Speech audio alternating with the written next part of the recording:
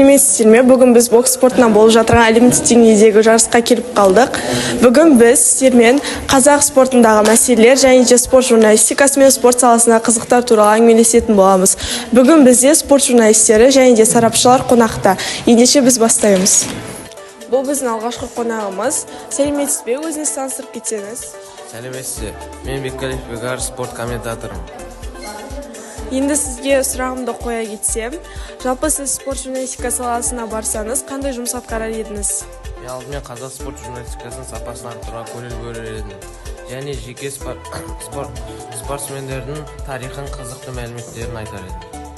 Біздің кезекті қонағымыз спорттық аналитик Ансар. Ансар, сәлеметсіз бе? Сізге қоятын сұрағым, сіз қазақ спортын дамытуда қандай үлес қосар едіңіз?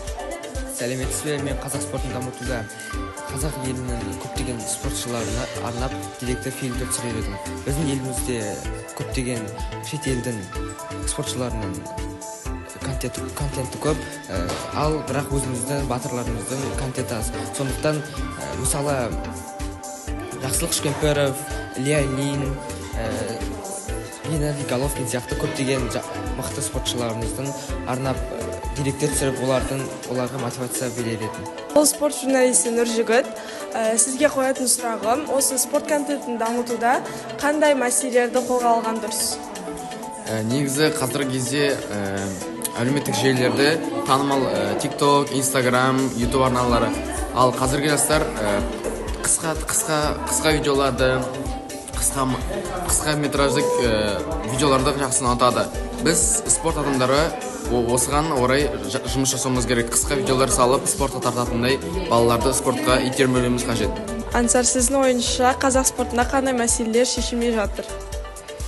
Менің ойымша басты мәселе инфрақұрылым мен қаржыландыру. Көптеген аймақтарда спорт залдар жетіспейді.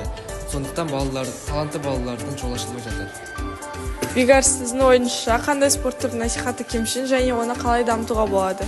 Бізде ұлттық спорт түрлері қатты насихатталмайды. Мысалы, көкпар, асық ату және де қыстық спорт түрлері.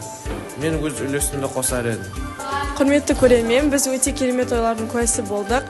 Қызықты пікірлер айтылды деген ойдамын. Жалпы қазақ спорт саласының дамуында сапалы контент және дұрыс насихат керек екенін түсіндік. Осымен біздің сұхбатымыз аяқталды. Барлығына рахмет.